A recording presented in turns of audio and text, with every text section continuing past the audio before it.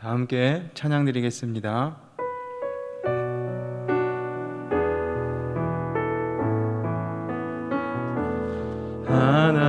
하나님의 사랑을 사모하는 자, 하나님의 평안을 바라보는 자, 너의 모든 것 창조하신 우리 주님이 너를 얼마나 사랑하시는지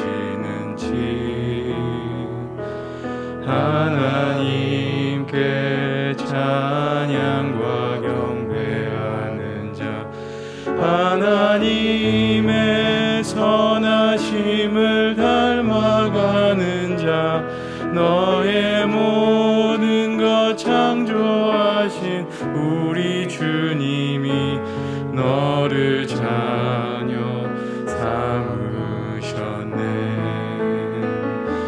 하나님 사랑의 눈으로 너를 어느 때나 바라보시고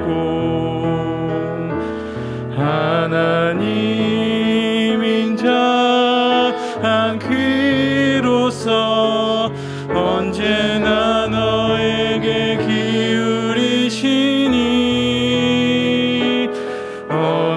어두움에 밝은 빛을 비춰주시고 너의 작은 신음에도 응답하시니 너는 어느 곳에 있든지 주를 향하고 주만 바라볼지라.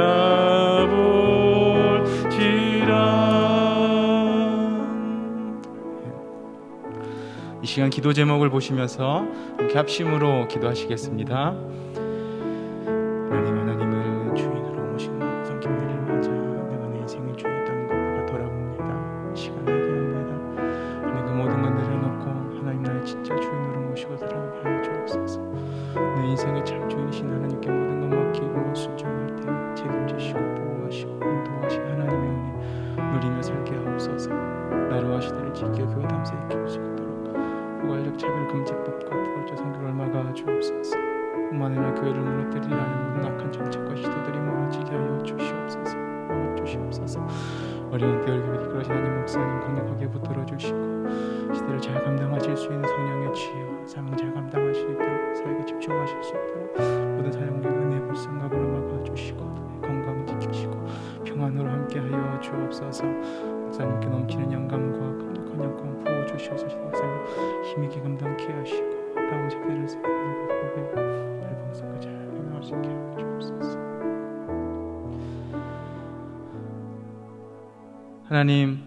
하나님을 주인으로 모시고 섬기는 해를 맞아 내가 나의 인생의 주인 되었던 것 이 시간 돌아보며 회개하며 다 내려놓고 다시 한번 하나님을 나의 진짜 주인으로 모시고 살아갈 수 있도록 도와주시고 은혜 베풀어 주시옵소서. 그리고 내 인생의 참 주인이신 하나님께 모든 것 맡기고 순종할 때에 책임져 주시고 보호하시고 인도하신 하나님의 은혜 누리며 살게 하여 주옵소서. 나라와 시대를 지키고 교회와 다음 세대를 지킬 수 있도록 포괄적 차별금지법과 포괄적 성교육을 막아 주시옵소서.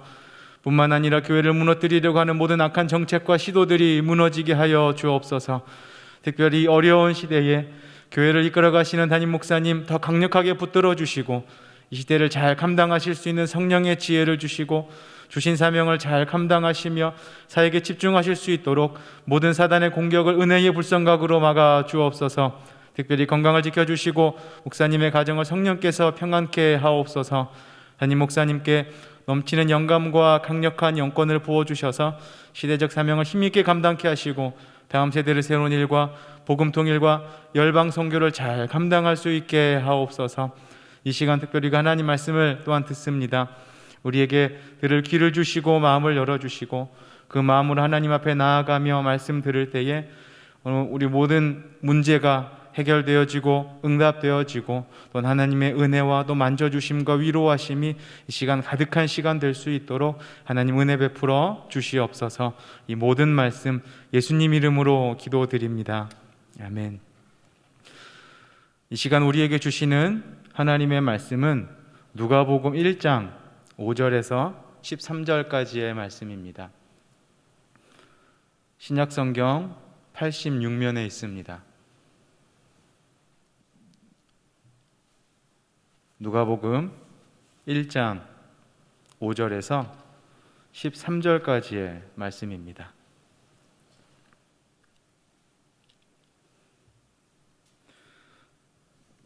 누가복음 1장 5절에서 13절까지의 말씀을 저와 여러분들이 한 절씩 교독하시고 우리 마지막 13절 말씀은 한 목소리로 봉독해 올리겠습니다. 유대왕 헤롯 때에 아비야 반열에 제사장 하나가 있으니 이름은 사가랴요 그 아내는 아론의 자손이니 이름은 엘리사벳이라. 이 두 사람이 하나님 앞에 의인이니 주의 모든 계명과 규례대로 흠이 없이 행하더라. 엘리사벳이 수태를 못함으로 저희가 무자하고 두 사람의 나이가 많더라. 마침 사가랴가 그 반열의 차례대로 제사장의 직무를 하나님 앞에 행할세. 제사장의 전례를 따라 제비를 뽑아 주의 성소에 들어가 분향하고 모든 백성은 그 분향하는 시간에 밖에서 기도하더니 주의 사자가 저에게 나타나 향단 우편에 선지라. 사가랴가 보고 놀라며 무서워하니. 다 함께 읽겠습니다. 천사가 일러 가로되 사가랴여 무서워 말라. 너의 간구함이 들린지라. 내 아내 엘리사벳이 내게 아들을 낳아 주리니 그 이름을 요한이라 하라. 아멘.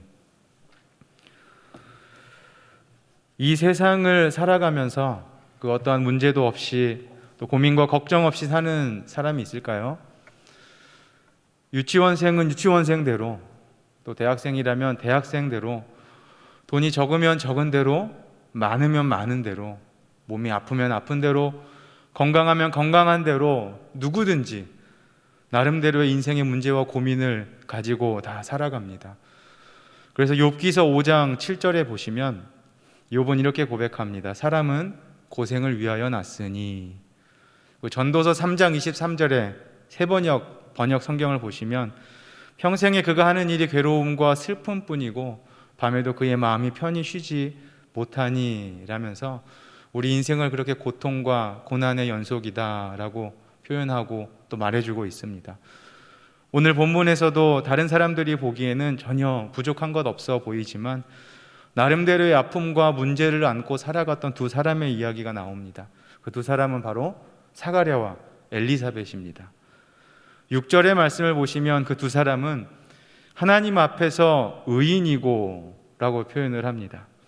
그리고 하나님의 말씀대로 살아갔던 흠이 없던 사람들이 바로 사가랴와 엘리사벳이었습니다. 그리고 종교와 정치가 합쳐져 있어서 당시 이스라엘에서는 재판도 하고 율법도 가르치고 백성들을 대표해서 예배도 주관하는 제사장이라는 직분을 가진 사가랴는 어떻게 보면 명예와 권력을 동시에 소유한 사람이라고도 할 수 있었습니다. 그렇게 하나님과 사람들 앞에서 무엇 하나 부족한 것 없어 보이는 이들에게 다른 사람들에게는 말하지 못하는, 또한 그들의 힘으로는 도저히 해결할 수 없는 인생의 문제가 있었는데 7절에 우리가 아까 읽었던 그 말씀대로 엘리사벳이 잉태를 하지 못하는 불임의 여성이었습니다. 그리고 그 이후에 도저히 가능성도 가망성도 없도록 그들은 나이가 없다라고 성경은, 특별히 누가는 기록해주고 있습니다. 지금처럼 아이를 못 낳으면 그냥 못 낳는가 보다라고 생각하던 시대가 아니었고, 다른 방법이 있었던 시대가 아니었고, 도저히 방법이 없는 절망적인 상황, 그리고 여자로서 큰 부끄러움의 일이었고, 또한 하나님께 저주를 받은 것으로 생각되던 시대가 이때였습니다. 그래서 엘리사벳은 25절에 이렇게 말합니다. 나를 돌아보시는 날에 사람들 앞에서 내 부끄러움을 없게 하시려고. 너무나 사람들 앞에서 부끄럽고 창피하고 수치스러웠던 아픔과 상처, 그들의 그런 모습을 오늘 성경은 보여주고 있고 기록해주고 있습니다. 그런데 하나님께서 남들이 알지 못하고 그 누구도 해결하지 못했던 인생의 큰 문제를 언제 어떻게 해결해 주셨을까요? 그들은 그들의 힘으로 도저히 해결하지 못하는 이러한 인생의 큰 문제와 아픔, 문제, 그런 상황 가운데에서도 절대로 놓치지 않았던 것이 있었습니다. 그것은 무엇이냐면 첫 번째로 그들은 예배의 자리를 사수하였습니다. 오늘 본문 8절의 말씀을 한번 보실까요? 보시면 사가랴가 그 반열의 차례대로 하나님 앞에서 제사장의 직무를 행할세라고 기록을 하고 보여줍니다. 제사장의 직무를 행하다라는 이 동사는요, 신약 성경에서 딱 한 번 이곳에서만 사용되어지는 구약적인 의미를 가진 단어입니다. 그래서 구약 성경에서는 그 단어를 제사장들이 하나님 앞에서 제사 의식을 행할 때에 사용했던 단어인데요, 그 단어는 구약 성경의 다른 곳에서 이 단어 말고 섬기다, 봉사하다라는 의미를 가진 히브리어로 사용이 되어졌고, 그것이 신약 성경에 와서는 영어로는 서비스라고 하는, 우리가 지금 사용하는 예배라는 단어가 사용되어진 것입니다. 이 제사장들은, 그리고 오늘 이 사가랴가 단순히 종교 예식을 드렸던 것이 아니고 이 제사 의식을 섬기고 행함으로 하나님께 나아가고 하나님을 높여드리고 하나님의 임재를 경험하고 하나님의 음성을 들었습니다. 이렇게 구약시대에 하나님께 드리는 제사가 예배였습니다. 하나님 앞에 의인이었고 사회적으로 명예와 권력을 가지고 있었음에도 자식이 없어 마음은 너무나 고통스러웠던 사가랴와 엘리사벳, 그들의 문제와 상관없이 그들이 지켜냈던 것이 무엇이냐면 하나님께 드리는 바로 이 예배의 자리를 그들은 목숨 걸고 끝까지 지켜냈던 것입니다. 그 예배는 한 번만 드린 것이 아니고 전에 계속 해오던 대로 전례를 따라 그가 섬겨야 할 순서에 하나님께 마음을 다해 예배를 올려드렸습니다. 그런데 우리가 또 주목해서 봐야 할 것은 제사장으로 드렸던 그 예배는 혼자 드렸던 예배가 아니고 구약의 제사장들도 절기 때마다 하나님께 제사를 드릴 때, 예배를 드릴 때 모든 백성이 함께 예배를 드리고 제사를 드렸어요. 오늘 본문의 9절과 10절의 말씀을 보면 그렇습니다. 제사장의 전례를 따라 제비를 뽑아 주의 성전에 들어가 분향하고, 사가랴가 그렇게 했는데 모든 백성은 그 분향하는 시간에 밖에서 기도하더니, 사가랴가 들어가 하나님께 분향할 때에 모든 백성들이 함께 그 시간에 밖에 서서 기도했다라고 말해주고 있습니다. 오늘 본문에서 말하는 사가랴가 드렸던 예배, 하나님의 모든 백성들이 함께 하나님께 드리는 공동체 예배에 대해서 말해주고 있습니다. 하나님께서는 그의 백성들이 함께 모여 한 마음으로 하나님을 구하고 높이며 예배할 때에 그 가운데에 임재하십니다. 그리고 남에게 말하지 못할 인생의 큰 어려움과 문제로 마음 아파하는 한 사람 한 사람을 찾아가 만나주시고 응답해 주시고 그 문제를 해결해 주시는 줄 믿습니다. 사가랴는 오늘 그 하나님을 만나고 경험했습니다. 하나님 앞에서 의인이었고 사람들 앞에서는 명예와 권력을 가진 제사장이었지만 자식을 가질 수 없어서 아픈 마음으로 예배의 자리를 지켰더니 하나님께서는 드디어 천사를 그에게 보내주셔서 만나주시고 자녀를 약속하시고 그의 문제를 해결해 주시고 응답해 주셨습니다. 우리가 함께 모여드리는 예배의 놀라운 비밀과 축복이 바로 여기에 있습니다. 우리가 혼자 드리는 예배도 하나님께 드리는 예배이고 잘 드려야 하겠지만 그것이 공동체 예배를 대체할 수는 없습니다. 예수를 그리스도로 믿고 고백하는 주의 백성들이 한자리에 모여 하나님을 찾고 높여드릴 때에 하나님께서는 그 자리에 임재하시고 한 사람 한 사람을 만나주시고 그들의 문제를 해결해 주십니다. 그러므로 사랑하는 성도 여러분, 여러분의 문제의 상황과 예배의 자리를 바꾸지 마세요. 사람들의 비난과 손가락질 그것들과 예배의 자리를 바꾸지 마시기를 바랍니다.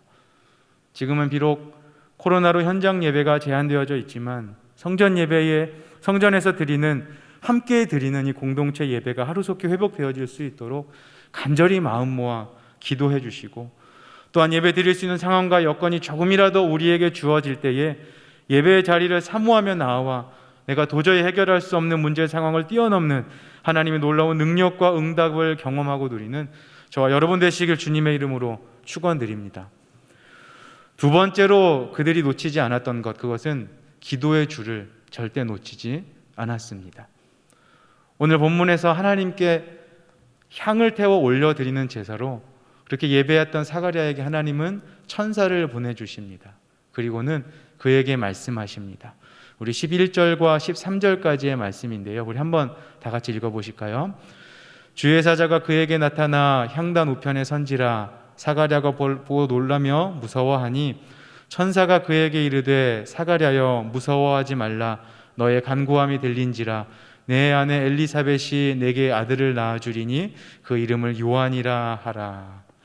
자, 13절의 말씀을 다시 한번 잘 보시면요, 중반절에 보시면 간구함이 들린지라 내 아내 엘리사벳이 내게 아들을 낳아주리니 라고 말씀하십니다. 뭐가 하나님께 들렸다라고 말하냐면 그들의 간구함, 그들의 기도가 하나님께 들렸다라고 천사는 말합니다. 사가랴와 엘리사벳 그들은 자신들이 자녀를 가질 수 없고 낳을 수 없다라는 것을 알고 있었어요. 그래서 7절 말씀에 보시면 엘리사벳이 잉태를 못함으로 그들에게 자식이 없고 나이가 많다라고 기록을 합니다. 도저히 상식적으로는 우리 힘으로는 낳을 수 없다라는 것을 그들이 잘 알고 있었고 그들의 그러한 상황은 사가랴와 엘리사벳이 하나님 앞에 의롭고 제사장의 집안이었음에도 너무나 큰 약점이었고 아픔이고 수치였습니다. 그래서 아까 말씀드렸듯이 누가복음 1장 25절의 말씀에 보시면 표준 세번역에서는 사람들에게 당한 나의 치욕을 씻어주셨다. 또 공동 번역에서는 나도 이제는 사람들 앞에서 부끄럽지 않게 되었구나 라며 너무나 가슴 아파하는 이 엘리사벳 또 사가랴의 마음을 잘 보여줍니다. 특별히 엘리사벳 여성으로서 또 제사장 남편을 둔 아내로서 사람들 앞에 서기가 얼마나 부끄럽고 창피했을까요? 그리고 도저히 그들의 능력으로는 해결할 수 없을 때에 그들은 무엇을 했냐면 13절에 우리가 아까 읽었던 말씀대로 하나님께 기도하고 간구했습니다. 그들의 기도에 특별한 무언가가 있었을까요? 아니면 그들이 제사장이고 제사장의 아내여서 하나님께서 들어주셨다라고 성경은 기록합니까? 그렇지 않아요. 그냥 하나님께 들린지라 그래요. 그냥 하나님께 마음을 쏟아내었어요. 하나님께 기도하였습니다. 그리고는 하나님께서는 그 기도를 들으셨어요. 그들의 기도가 하나님께 들렸더니 응답해 주셨습니다. 하나님은 우리의 기도에 귀 기울이고 계신 분이십니다. 우리가 어떠한 상황에서 드리든 그 문장과 문구가 화려하지 못해도 우리의 마음을 담아 하나님께 드리는 기도에 귀 기울이시고 응답하여 주십니다. 사도행전 10장 31절의 말씀에서도 이방인이었지만 하나님께 기도 올려드린 이 고넬료에 대해서 기록을 합니다. 사도행전 10장 31절에서 고넬료야 하나님이 내 기도를 들으시고 그래요. 이방인의 기도, 하나님을 찾고 구하는 그의 기도도 하나님께서는 들어주셨고 그를 찾아가 예수 그리스도를 믿을 수 있는 믿음 주시고 성령을 그에게 부어주셨다라고 사도행전 10장의 말씀은 기록하고 보여주고 있습니다. 예레미야 33장 3절의 말씀에서도 감옥에 갇혀 있었지만 하나님께서는 그에게 말씀하십니다. 너는 내게 부르짖으라. 내가 네게 응답하겠고 네가 알지 못하는 크고 비밀한 일을 내게 보이리라 라고 말합니다. 성경에는 그렇게 기도했고 그 기도를 들으시고 응답하셨던 하나님의 이야기들로 가득 차 있습니다. 하나님께서는 그의 백성들에게 관심을 가지시고 그들의 기도에 귀 기울이고 계십니다. 지금은 당장 안 이루어지는 것 같아도 하나님께서 들으시면 됩니다. 그렇게 들으셨던 기도들은 하나님께서 다 응답해 주셨습니다. 저와 여러분들이 잘 아시고 또 평생에 5만 번 기도 응답을 받은 것으로 유명한 우리 조지 뮬러라는 분이 계시죠. 가장 오랜 시간 기도했던 그 기도 제목이 있었는데 그것은 그의 5 친구가 예수 믿고 구원받는 문제였습니다.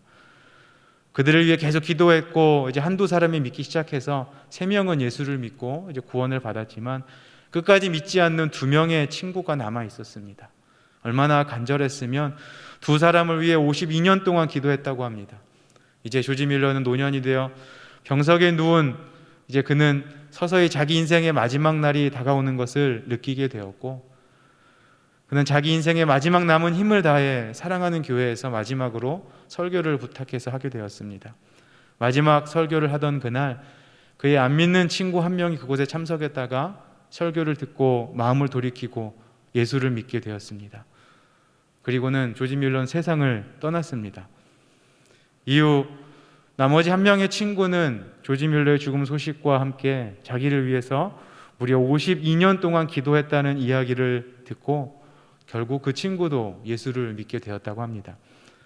믿는 그 친구가 전 영국을 순회하면서 뮬러 목사님의 기도는 모두 응답되었습니다. 그리고 저는 그 최후의 응답입니다라고 고백을 했다고 합니다. 하나님께서는 지금도 우리의 기도에 귀 기울이고 계십니다. 그리고 하나님께서 우리의 기도를 들으시면 우리의 모든 문제는 끝이 나고 응답이 되어질 줄 믿습니다. 사랑하는 성도 여러분, 도저히 불가능한 상황이라고 생각되는 문제의 상황 앞에서도 절망하거나 포기하지 마시기 바랍니다. 아무리 작은 신음소리일지라도 하나님께서는 그것에 귀 기울이시고 다 들으십니다.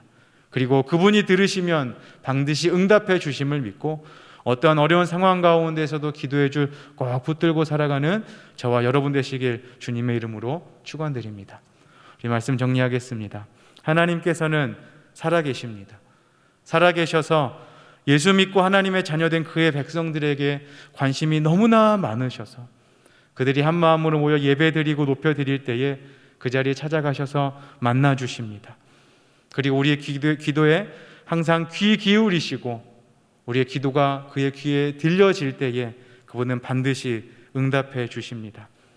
혹 지금 이 자리에서 우리에게 사가랴와 엘리사벳처럼 우리의 힘으로는 또 세상의 방법으로는 도저히 해결할 수 없는 인생의 문제가 우리에게 있다라면은 오늘 이 말씀 기억하면서 예배 회복하며 또 마음을 다해 있는 자리와 특별히 우리가 함께 드리는 이 예배 자리를 사모하며 나와 하나님을 만나고 경험하며 기도드림으로 하나님의 응답을 경험하는 그런 축복의 주인공 되시길 주님의 이름으로 축원드립니다.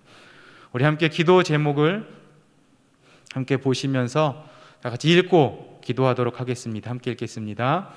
우리의 예배를 기뻐 받으시는 하나님, 하루속히 현장 예배가 회복되어질 수 있도록 코로나의 상황을 종식시켜 주옵소서. 우리들 또한 하나님의 성전과 그곳에서 함께 드리는 예배를 사모하고 회복할 수 있도록 도와주시옵소서. 그리하여 예배 중에 하나님을 만나며 모든 문제들이 응답받는 기적을 경험케 하시고 그 하나님께 우리의 마음을 쏟아내는 기도가 회복되게 하여 주옵소서. 기도하시겠습니다. 우리 예배를 기뻐 받으시는 하나님, 방속 현장 예배 회복되어 줄 수 있도록 코로나 상황을 종식시켜 주시옵소서. 하나님, 우리가 또한 우리가 모임 가운데 임하시고 관심 가지며 또 우리를 찾아와 만나 주시는 그 예배 우리 삶 가운데 회복되어지기를 원하오니 하나님, 우리 가운데 사모하는 마음과 그 가운데 찾아가는 우리는 하나님의 은혜를 날마다 경험하며 회복되어질 수 있도록 하나님께서는 베풀어 주시옵소서. 하나님, 또 무엇보다 우리를 들으신 하나님, 귀 기울이신 하나님을 기억하며 바라보며 기도가 우리 삶 가운데 회복되어질 수 있도록 하나님 도우시고 베풀어 주시옵소서. 우리를 너무나 사랑하시고 우리에게 관심이 너무나 많으셔서 우리의 기도에 귀 기울이시고 우리의 예배를 주목하시는 하나님, 그 하나님의 마음을 이 시간 우리가 깨닫기 원합니다. 우리 믿음의 눈이 이 세상의 문제와 어려움에 머무르지 않게 하시고 그 하나님께 고정되기 원합니다. 그 하나님 바라봄으로 어떠한 문제의 상황 중에도 하나님 높이는 예배의 자리 사수하게 하시고 코로나로 인해 제한되어져 있는 이 복된 예배 자리가 그 예배가 하루속히 회복될 수 있도록 은혜 베풀어 주시옵소서. 또한 기도해 줄 꼭 붙들고 우리의 작은 신음에도 귀 기울이시는 하나님께 마음을 쏟아내는 기도로 날마다 승리하며 하나님의 응답 누리며 살아가게 하여 주시옵소서. 이 모든 말씀 우리 주 예수 그리스도의 이름으로 기도드립니다. 아멘. 계속해서 담임 목사님과 교회, 나라와 민족과 선교사님을 위해 기도해 주시고 기도회를 마무리해 주시기 바랍니다.